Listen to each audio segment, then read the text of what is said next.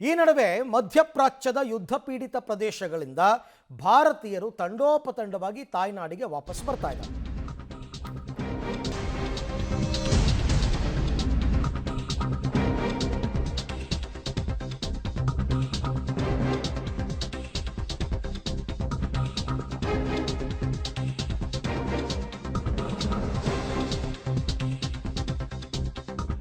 ಮಧ್ಯಪ್ರಾಚ್ಯದ ಯುದ್ಧ ಪೀಡಿತ ಪ್ರದೇಶದಿಂದ ಭಾರತೀಯರು ರಿಟರ್ನ್ ಆಗ್ತಾ ಇದ್ದಾರೆ.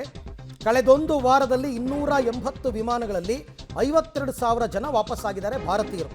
ಮಧ್ಯಪ್ರಾಚ್ಯದಿಂದ ಇಲ್ಲಿ ತನಕ 52,000 ಜನ ಭಾರತೀಯರು. ದೇಶೀಯ ವಿಮಾನದಲ್ಲಿ 32,062 ಜನ ಅಂದರೆ ಅಂಕಿಅಂಶಗಳು. ವಿದೇಶಿ ವಿಮಾನಗಳಲ್ಲಿ 19,000 ಜನ ಭಾರತೀಯರು ರಿಟರ್ನ್ ಆಗಿದ್ದಾರೆ.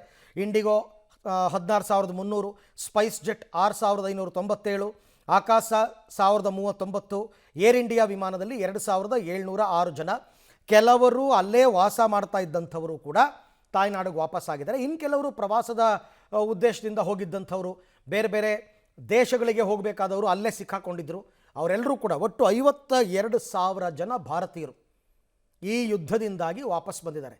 ಯಾರೋ ಯುರೋಪಿಯನ್ ಕಂಟ್ರೀಸ್ಗೆ ಹೋಗಬೇಕಾಗಿತ್ತು, ದುಬೈನಲ್ಲಿ ಸಿಕ್ಕಾಕೊಂಡಿದ್ದಾರೆ. ಯಾರೋ ಅಬುದಾಬಿನಲ್ಲಿ ಸಿಕ್ಕಾಕೊಂಡಿದ್ದಾರೆ, ಕತಾರ್ನಲ್ಲಿ ಸಿಕ್ಕಾಕೊಂಡಿದ್ದಾರೆ, ದೋಹಾದಲ್ಲಿ ಸಿಕ್ಕಾಕೊಂಡಿದ್ದಾರೆ.